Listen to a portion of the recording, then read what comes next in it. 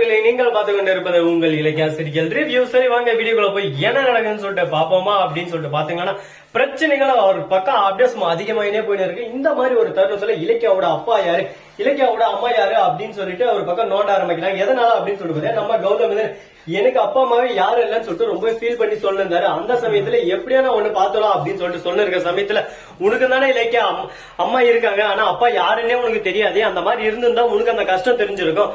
உனக்கு அம்மா யாருன்னு சொல்லிட்டு தெரியும், அப்பா யாருன்னு சொல்லிட்டு தெரியும். உனக்கு அதனால அந்த கஷ்டம் இல்ல. ஆனா எனக்கு அப்படி இல்ல, என் அப்பா அம்மா யாருன்னு சொல்லிட்டு எனக்கு தெரியாது. அதனால எல்லா கஷ்டமும் எனக்குள்ளதான் இருக்கும், எனக்கு மட்டும்தான் தெரியும். உங்களுக்கு என்ன சொல்றதுக்கு வெண்ணையாட்டம் நீங்க சொல்லிட்டு போயிருவீங்க அப்படி இப்படின்னு சொல்லிட்டு கௌதம் ஒரு பக்கம் திட்ட ஆரம்பிச்சேன்.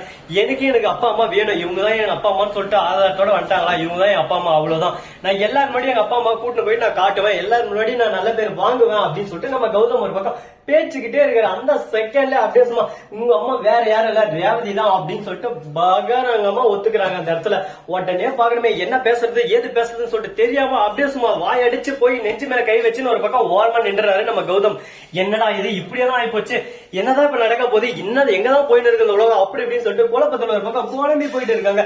இதே தருணத்துல கரெக்டா நம்ம கௌதம் இருந்து ரேவதியை தேடல ஆரம்பிக்கிறாரு. எதுக்காக அப்படின்னு சொல்லிட்டு பாத்தீங்கன்னா எதுக்குமா என்கிட்ட இவ்வளவு நாள் சொல்ல வந்து, அது மட்டும் இல்லாம நம்ம இலக்கியா கூட இதுக்கு மேல பேச மாட்டோம்னு சொல்லிடுறாங்க. என் அம்மா யாருன்னு சொல்லிட்டு தெரிஞ்சோம், நான் எவ்வளவு கஷ்டப்படுறேன்னு உனக்கு தெரிஞ்சோம், ஒருத்தர் இல்லாம நீ அப்பா பேரு தெரியாத அனாதரான்னு சொன்ன போது நீ வந்து ரேவதி தான் இவங்க அம்மான்னு சொல்லிட்டு சொல்லல.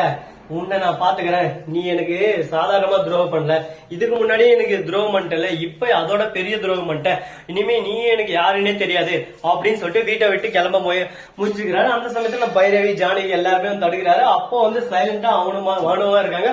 அது மட்டும் இல்லாம அந்த ரெண்டு பேர் வந்தாங்களே அவங்களுக்கு உழுது போறங்காட்டி தர்மட்டி இந்த கௌதம் கிட்ட, ஏன்டா நானே அப்பா அம்மா இல்லைன்னு சொல்லிட்டு கவலை பண்ணிருக்கேன், நீங்க வந்து அப்பா அம்மா நடிக்கிறீங்களா, யாரும் உங்களுக்கு சொன்னது, யார் நடிக்க சொன்னது சொல்லுங்க அடி பழுகுது. ஒரு பக்கம் 5ல இருந்து காசு எக்ஸ்ட்ரா தரேன்னு சொல்லிட்டு சொல்ல போலீஸ் எடுத்து வர வைக்கிறாங்க. உங்களெல்லாம் கையும் களமா புடிச்சு அரெஸ்ட் பண்ணாதான் புத்தி வரும் அப்படின்னு சொல்லிட்டு சொல்ற சமயத்துல அப்படியே சும்மா அப்படி காலில் விழுந்துடுறாங்க. 5ல தான் இதுக்கு எல்லாத்தையும் காரணம் அந்த அம்மா தான் என்கிட்ட வந்து இந்த மாதிரி நடிங்கன்னு சொன்னாங்க, அதனாலதான் நடிச்சோன்னு சொல்லிட்டு எல்லாத்தையும் ஒரு பக்கம் வெளிப்படையா ஒத்துக்கிறாங்க. ஒரு சில தருதலைங்க அடிக்கடி வாழ்க்கையில குறுக்க வந்துகிட்டே இருக்கும். அந்த மாதிரி தருதலைங்களா அடிச்சு ஒழிக்கணும் ஃபர்ஸ்ட் அப்படின்ற மாதிரி தான் நம்ம 5 ஒரு பக்கம் வந்துகிட்டே இருக்காங்க.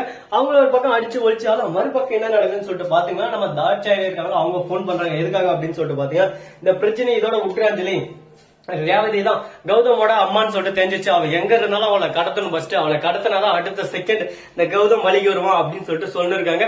இப்ப அவனுக்கு புது உறவு கிடைச்சிச்சு, அந்த உறவு அவனுக்கு கிடைக்காம நம்ம பண்ணிட்டா அதோட ஒரு பெரிய விஷயம் எதுவுமே இருக்காது அப்படின்னு சொல்லிட்டு சொல்லிருக்காங்க. இதை கேட்கும் போது ரொம்ப ஆர்வமா இருக்கு, எக்ஸைட்மெண்டோட இருக்கும். என்னென்ன நடக்க போது ஏது நடக்குன்னு சொல்லிட்டு யாராலையும் சொல்ல முடியாதுங்க.